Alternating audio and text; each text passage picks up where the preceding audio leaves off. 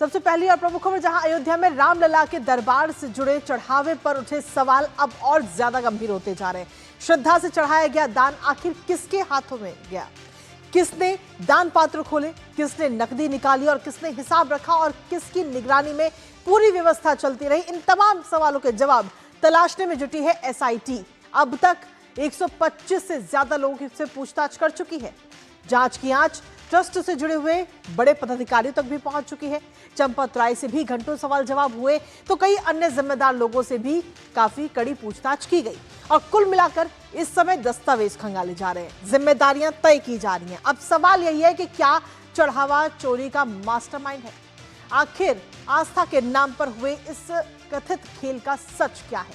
जानेंगे अपडेट्स अपने सहयोगी से। उससे पहले आपको दिखाते हैं चढ़ावा चोरी का मास्टरमाइंड।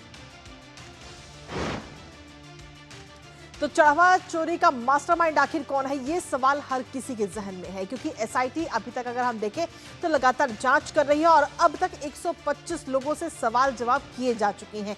जांच के घेरे में ट्रस्ट के कई बड़े पदाधिकारी भी इसमें आ चुके हैं, उनसे भी काफी लंबी और पूछताछ चली है। और इसके साथ ही चंपत राय की अगर हम बात करें तो उनसे भी करीब 4 घंटे पूछताछ हुई।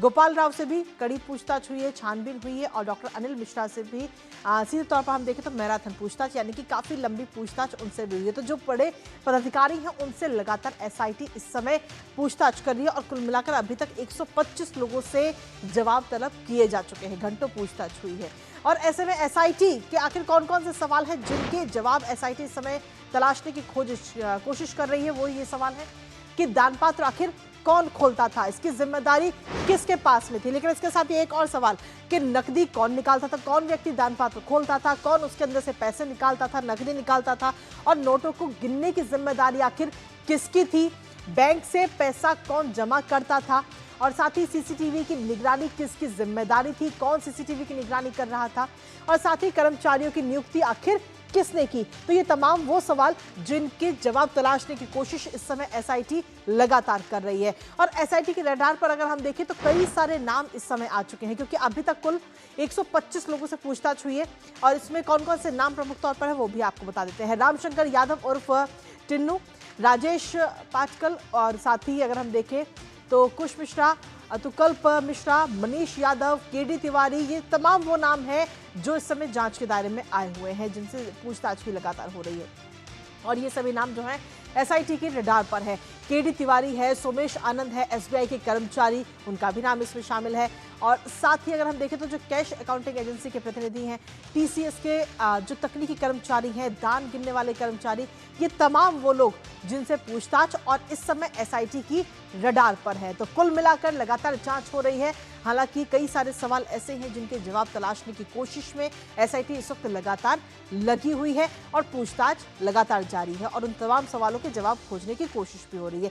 लेकिन इन सब के बीच में अगर हम देखें तो सीएम योगी आदित्यनाथ का जो अयोध्या दौरा है, जहां एक तरफ ये पूरे विवाद चल रहे हैं, वहीं दूसरी तरफ मुख्यमंत्री योगी आदित्यनाथ आज अयोध्या पहुंचेंगे, अयोध्या दौरा करते हुए नजर आएंगे, जहां विवादों के बीच में मुख्यमंत्री का ये दौरा अपने आप में काफी अहम है।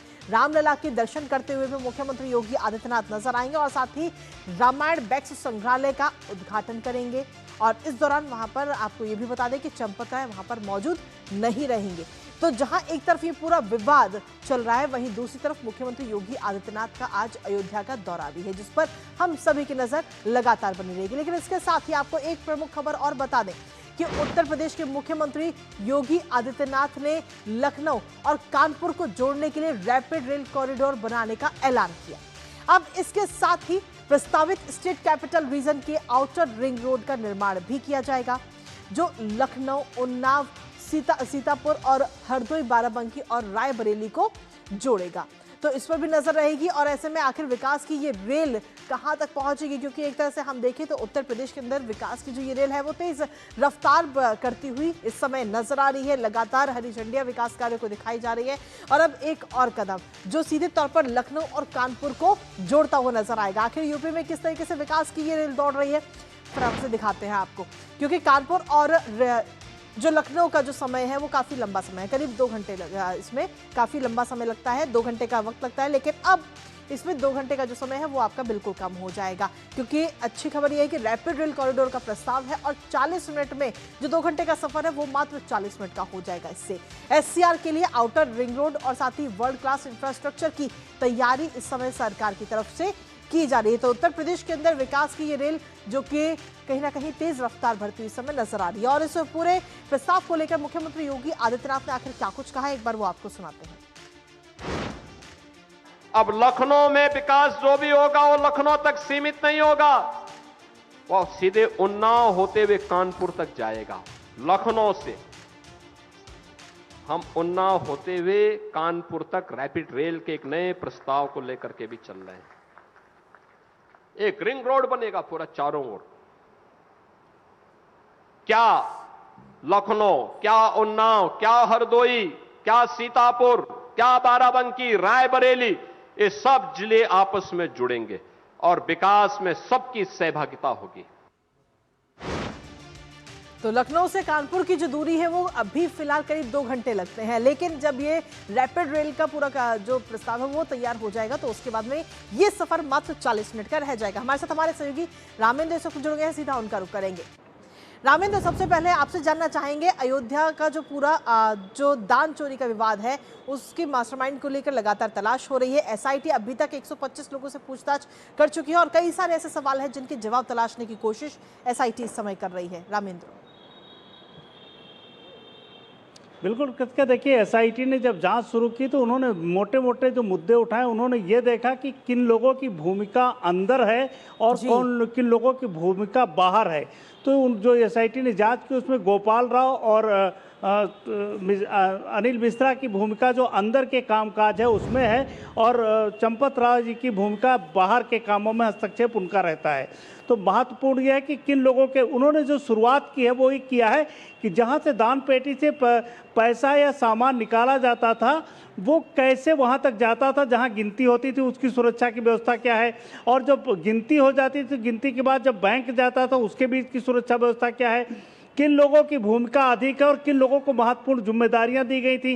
जिन लोगों को जिम्मेदारियां दी गई उनकी नियुक्ति का आधार क्या था, उनका क्या परीक्षण कराया गया था, पुलिस वेरिफिकेशन कराया गया था या नहीं, किसी के रिश्तेदार हैं, बहुत ऐसे लोग हैं जिनको जानबूझकर रखा गया है। तो इस तरीके से कई बिंदुओं पर जांच चल रही है, लेकिन जो मुख्य चीज़ें हैं वो कुछ जो कर्मचारी हैं उन पर टिकी है।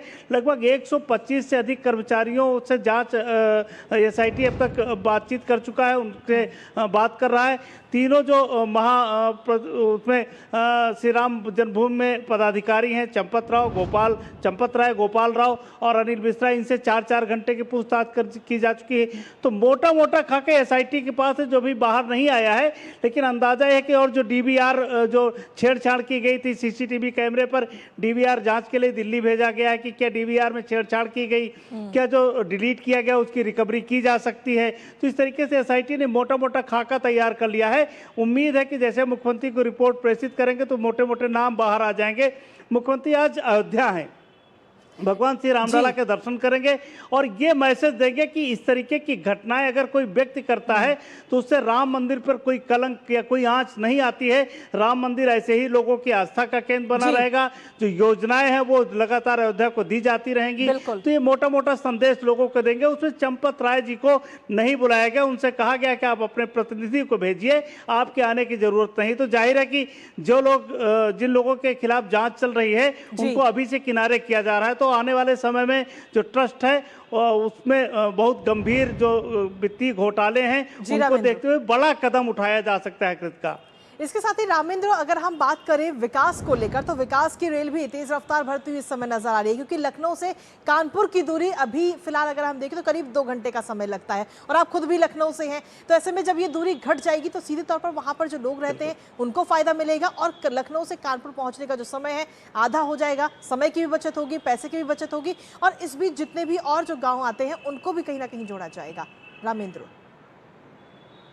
कृतिका, देखिए, जब लखनऊ से कानपुर की जो कनेक्टिविटी है, एक एक्सप्रेसवे बन के तैयार है। प्रधानमंत्री जी जब भी आएंगे तो उसका उद्घाटन करेंगे। अगर लखनऊ से कानपुर की बात करें तो उन्नाव इंडस्ट्रियल हब है, बड़ी इंडस्ट्रीज वहाँ है, लेदर की इंडस्ट्रीज हैं। उसके अलावा और एक इंडस्ट्रियल जोन बनाया जा रहा है। उन्नाव का जो बेल्ट है उससे गंगा एक्सप्रेसवे से कनेक्ट हो रहा, उन्नाव कानपुर रायबरेली रोड से कनेक्ट हो रहा, और एक्सप्रेसवे लखनऊ कानपुर एक्सप्रेसवे से कनेक्ट हो रहा। तो इस तरीके से जो इंडस्ट्री के लिए बहुत फिजिबल जगह है, बहुत महत्वपूर्ण जगह है।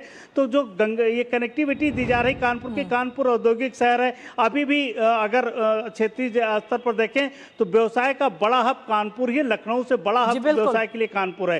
तो ये जो कनेक्टिविटी कम होगी तो लोगों को रोजगार के अवसर मिलेंगे, लोग आने जाने में सुविधा होगी। कानपुर से उन्नाव आ सकेंगे, उन्नाव से लखनऊ जा सकेंगे। तो जो मारा मारी है कि नहीं लखनऊ में बसना है, कानपुर में बसना है, उसके अपेक्षा लोग जो जहां है वहां से आने जाने की कनेक्टिविटी की सुविधा होगी। तो इस तरीके से देखें, और रोड कनेक्टिविटी सभी एससीआर रीजन में बढ़ाई जा रही है। कृतिका, चलिए, बहुत बहुत शुक्रिया रामेंद्र, तमाम अपडेट्स और जानकारी साझा करने के लिए।